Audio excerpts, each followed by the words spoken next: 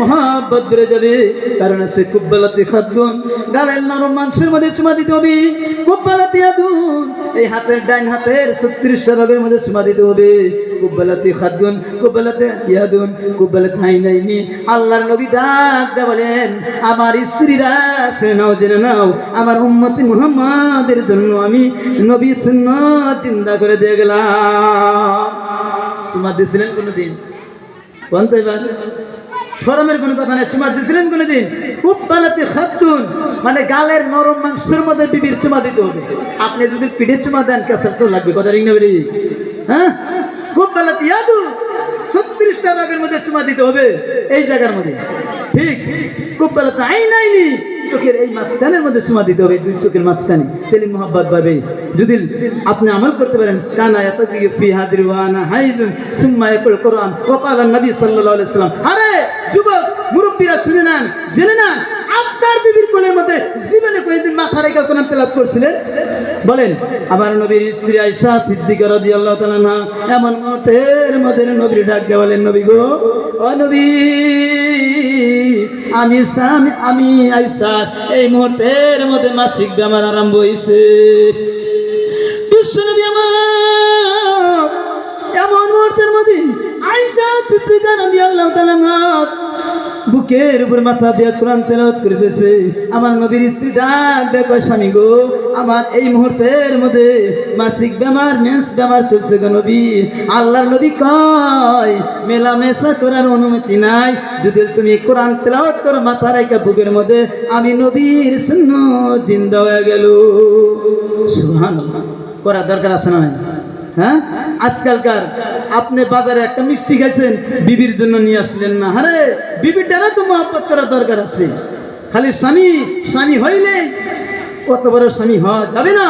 আপনার বিবি, আমার বন্ধুরা, আমার ভাইরা, এমন মুহূর্তের মধ্যে আপনি বাজারে মিষ্টি খাইছেন, আপনার প্রাণের কলিজার টুকরা বিবির জন্য একটা মিষ্টি নিয়ে আসেন। আপনি এমন নিমক কারাম কাম করবেন না। আপনার শ্বশুর আপনার কাছে দেখুন, আপনার ওয়াইফরে, আপনার আহলিয়ারে, আপনার স্ত্রী, আপনার বিবিরে আপনার হাতে তুলে দিয়েছে। আপনি যখন শ্বশুর বাড়ির থেকে আপনি নিয়ে আসছেন, আপনি যখন নিয়ে আসার পর আপনার স্ত্রী এমন ভাবে গেছে, বাবা গো, বাবা, এতটা বছর তোমার কাছে আসছিলাম, আজকে বিন পুরুষের কাছে আমার তুলে দিতেছো। এমন মুহূর্তের মধ্যে আল্লাহ ডাক দেবে, দুনিয়ার মানুষ, আমি আল্লাহ তাদের জোড়া জোড়া বানিয়ে দিছি, মহব্বতের বস্তু বানিয়ে দিছি। আমি আল্লাহ তামাম পৃথিবীর মুখলকাতের জোড়া জোড়া বানিয়ে দিলাম।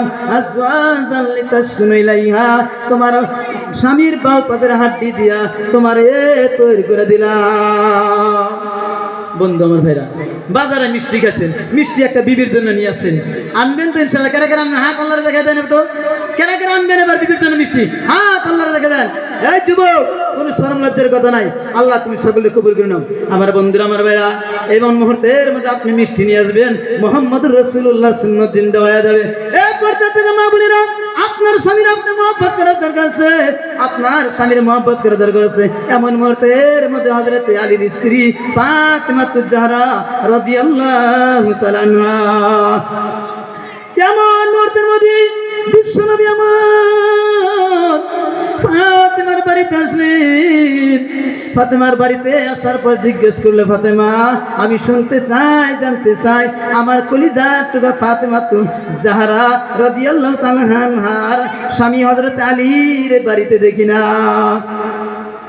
এমন মুহূর্তের মধ্যে বিশ্বনবী কর সঙ্গে সঙ্গে ফাতেমাতুজ জাহরা রাদিয়াল্লাহু তাআলা আনহা এমন মুহূর্তের মধ্যে জবাব দিলেন, আমার আব্বা, আমি একটা কথা বলার কারণে আমার স্বামী বাইরে চলে গেছে। বিশ্বনবী আমার ডাক দিয়ে বললেন, ফাতেমা বিনতে মুহাম্মদ, আমি মুহাম্মদ কথা দিলাম রে, এই মুহূর্তের মধ্যে যদি আমি নবী দুনিয়ার থেকে বিদায় হয়ে যাও, তুমি ফাতেমা দুনিয়ার থেকে বিদায় হয়ে যাও, আমি নবী কথা দিলাম কিয়ামতের ময়দানে আমি নবী তোমার নিয়ে হিসাবে দাবি করব না। পর্দা থেকে মা বোনেরা শুনবেন, কত বড় কথা। নবীজি নিজে ফাতেমারা বললো, ও ফাতেমা, এই মুহূর্তে যদি মারা যাও, মনে রাখো এই মুহূর্তে যদি মারা যাও আমি নবী তোমার উপরে নারাজ। এমন মুহূর্তের মধ্যে ফাতেমা তো যারা রাদিয়াল্লাহু তাআলা আনহা এমন মুহূর্তের মধ্যে নিজে চুপ্পা, এমন মধ্যে বরকা লাগাইয়া এমন একটা পাহাড়ের দিকে রওনা করলেন। পাহাড়ের দিকে রওনা করার পরে যায় দেখে হযরত আলী পাহাড়ের মধ্যে চলে গেছে। যায় বললেন, স্বামী গো, আমি স্ত্রী ফাতেমা তুজারা আমি যত ভুল করেছি গো স্বামী, আপনার পা মুবারকে পড়ে গেলাম, আপনি আমার মাফ করে দেন। যাই হোক, আমার কলিজার টুকরা মুফতি মৌলানা আব্দুল মুকির সাহেব যেহেতু আমাদের ধুরির লোক আসছেন, কারণ বক্তা স্টেজে বসে থাকা কথা বলাটাই চূড়ান্ত বেয়াদবি।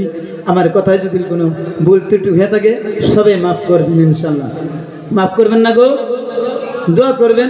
এদিকে একটা মাহফিল আছে, ওইদিকে যাইতেছি ইনশাল্লাহ। এখানে দিয়ে সমাপ্ত করলাম। আসসালামু আলাইকুম ওয়া রাহমাতুল্লাহি ওয়া বারাকাতুহু।